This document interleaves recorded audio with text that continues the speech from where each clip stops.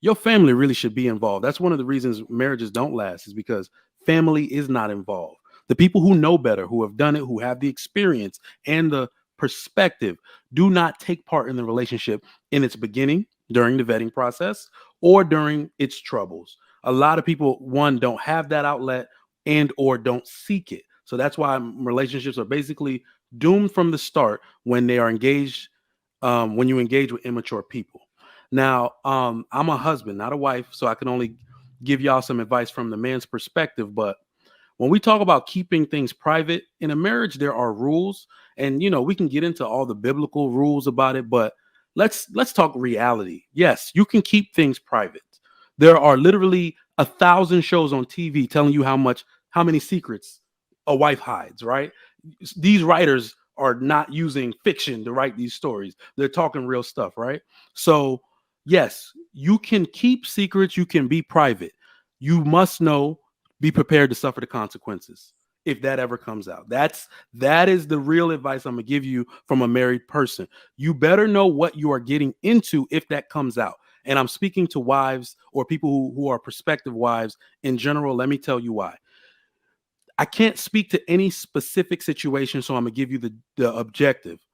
As it pertains to your man, you must disclose anything, or you should disclose anything that will mess with his perceived dominance in the community. How people perceive him is everything to him. So if you're keeping something that, if it comes out, it ruins the perceived dominance he has out in the community, you just fucked up bad. You fucked up bad. Like Cider said, yeah, we can keep it in the house, but yet you kept a secret, and the dirty laundry comes out. And I want y'all to bear with me for a second. I got an example from this evening, 3 hours ago, before my wife went to sleep, right? So just so y'all don't think I'm capping, I blued out everything. Let me see if it'll fix. Oh, it won't fix. Let me read it though. In the neighborhood chat, for those of y'all who have like Facebook groups in your neighborhood, next door groups, somebody said, "Hope everything's okay. I see 2 police cars parked across from me. This is like 2 sections from me." This lady put, and I know this lady because her children play with my children. LOL, that's because my husband is a bitch. Lil Dick syndrome will get you. Watch out. Watch out. Hell fuck you over too. What? That is what I'm talking about. I know her husband. You just made it look like he don't got control over his own damn house. When y'all make up, you're gonna regret that shit. He may not want to come home. He need to leave her ass. All the neighborhood know his. And look, I was like the whole neighborhood. Just I will leave her. So y'all don't think I'm capping. Hold on, let me turn the screen. So the whole neighborhood know his pee small. The whole neighborhood know. That is not cool. Like literally just messed with his perceived dominance, his ability to lead his own home. All of that is up for grabs now. If there was another lion that wanted to come in and steal what he's built, it seems like it's open for the taking now. And that's where you should have kept that private. You should have kept that in the house. Right? So, I remember when my sister was engaged, my father told her, "You can ask me any advice, anything you want up until your wedding." He said, "After you get married, you're under your husband's covering. Then I'm not involved anymore. You can't tell me what's going on. You can't ask my opinion because you're under his covering." So he even told her, like, you have to keep it separate.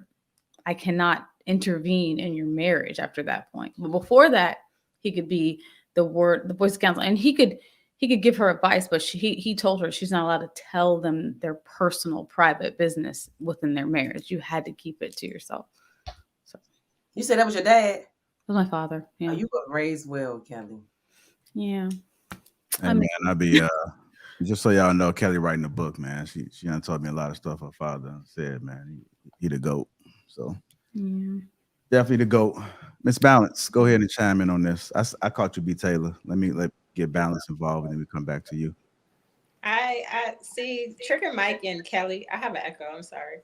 Okay, so Trigger Mike and Kelly, I think it's great that you guys like had your families to be that strong backbone for you. But if we're looking at the majority of people, they did not come from 2-parent homes and married homes, right? So we have to speak to the majority. So I'll do that right now. And I think that the worst thing they could do is tell their family, because their families a lot of times are broken families.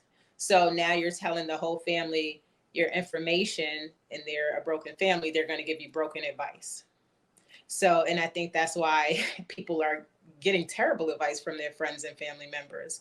Now, in a marriage, I think that is like something where you should get marriage counseling. I'm going to keep saying that. If you're dating, I think if you have the option of older people in your family, like an older grandmother and grandfather that are successfully married that you could get counsel from, that's who you should go to first if you have that option. A lot of people don't, which makes it extremely difficult. So I'm always going to say go to an outside party like marriage counseling or a coach, because if you're coming from a broken family, they're going to give you broken advice. And I'm going to keep saying that. It's great if people have married parents and families, but most people do not. So I think we need to stop going to family and friends and getting terrible advice. And then they're going to tell you about who cheated on them, and they're going to tell you their life experience and how bad marriage is and how divorce is. Did you guys just recently see the interview? Somebody sent this to me on Instagram with Lala. She was married to Carmelo Anthony, I believe. And now they're going through their whole divorce situation. And she came out, I think it was on the Breakfast Club. I'm not sure because I don't watch that show, but she was talking about how bad marriages now. She's like, most people, they just have such a negative view on marriage, and she would never get married again. And it's just all these negative things about marriage based off of her experience. And it's sad because that's what we see when people are going through vulnerable times and divorce, and they're bitter and they're angry. They're going to bestow that upon everyone who will listen. So if you're coming to those people for advice, which is the majority of our family, you're going to get toxic advice. So we need to stop doing that. If you have the protection and the equality in your family, sure. But if you don't go to them. So I'll leave it there. I just want to say that I think when is it okay? Because there's some women who suffer in silence because they're not telling their close friends or close family what's going on in their relationship, and they're being gaslit or manipulated or mentally abused. Because I've had people in my circle, I didn't know how bad the relationship was until she finally left after years, and now she has to do years of healing because of that relationship, when it's like nobody knew. But maybe if that influence was there to kind of help her through that, it wouldn't have taken so long. So where does that come in? Are you talking about somebody that's married or Was she married? I mean, I think at that point, if you're being abused, it don't matter. I think you need to go to. I think that's what Falseta. Please forgive me if I'm saying your name wrong. I think she said, "Keep your business to yourself unless you're being abused." At that point, we want everybody to ask for but help. how do you know? Some Hold on. women don't know that they're We being mentally want abused. man, woman, child, everybody to ask for help, right? If you're being mistreated, abused, scream it to the mountaintops, period, because that's a no-go item in 2023. I think when we talk about healthy relationships and healthy balances, there's a thin line between saying something and saying too much to your family. It's okay to say, girl, I slept upstairs. Girl, you did what? Girl, we was just not getting along. We agreed to disagree. And then your friend or your family member, your mother can say, all right, child, you get 2 times in a marriage to sleep upstairs. That's not good. right, Don't make it 2 nights in a row. Yeah. When we're talking about like, if as a wife, I would say, all right, I don't need to know all your problems to give you healthy advice. I don't need to know what he said. That's the difference between enough, right? If you want to go to your girlfriend, your mother, your sister to say, all right, we not getting along, girl, I'm not talking to him. I don't need to. When they start to pry and you start to give more information, you're doing too much. All she can say is, all right, you want to pray? What we doing today? Your attitude changing today? What we doing? Y'all staying married? You know what I mean? There's a healthy level of a conversation that your person can give you without prying. You got to know your job is still to protect your spouse. Yeah, but no, going back to what I was saying, because like mental abuse, like manipulation, like Nobody Then knew you need to talk until about after, it.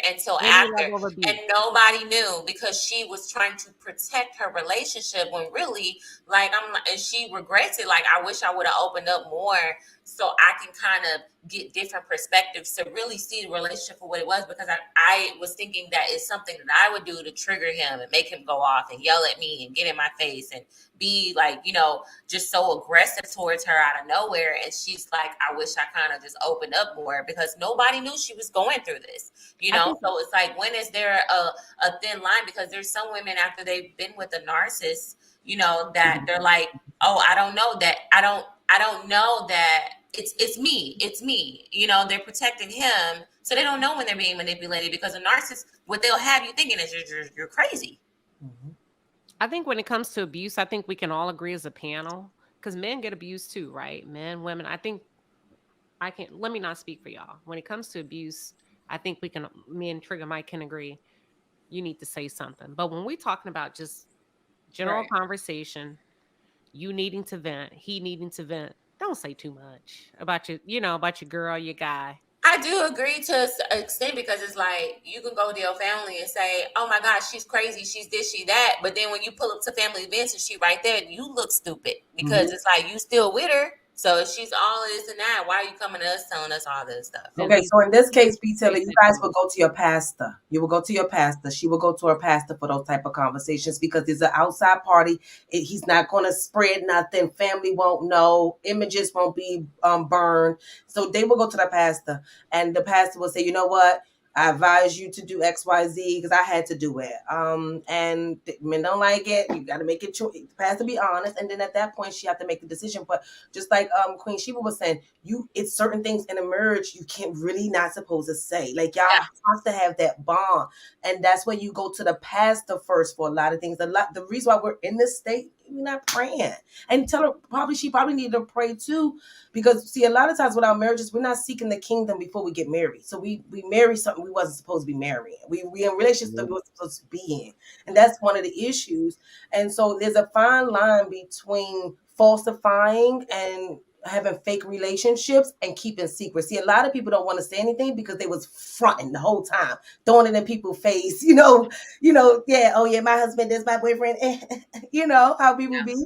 So I agree, because pastors are like counselors and lawyers. They're supposed to have a confidentiality clause. They're not supposed to give your information to anyone. So it is a safe space to be able to. I don't know. Maybe I just seen extreme cases with friends where, like, it took her having a mental breakdown to be like, this man had a baby on me, and the baby's like 2 years old. And I'm like, dang, what? I didn't even know that. Like, like crazy stuff like that. So I'm like, that's why I'm like, there's a thin line. Like, marriage, I can't talk about marriage. I'm not married. So I'm not talking about when y'all be saying, well, as a married couple, that's not what I'm speaking about. With just relationships, because I can only go off of like the experience that I know. I definitely think it's different in a relationship versus a marriage. That's what I'm saying. I'm not speaking I'm not speaking about marriage, because I feel like when you're married, that's a covenant between you and God and that man. So yeah, nobody supposed to know anything. I think in a relationship, you're still in your vetting stage, and your family should be involved. Like, I believe in courtship. So when you court, your community, your family, your church, everyone's supposed to be involved. They're all supposed to agree that he's the right guy for you. So if there's a privacy, how do they even know he's the right guy? And it's okay that while you're in that vetting stage to come to your tribe and wait, hold on, Pichiba. Come to your tribe and ask for advice. There's nothing wrong with that. But once you get married, it's like, no,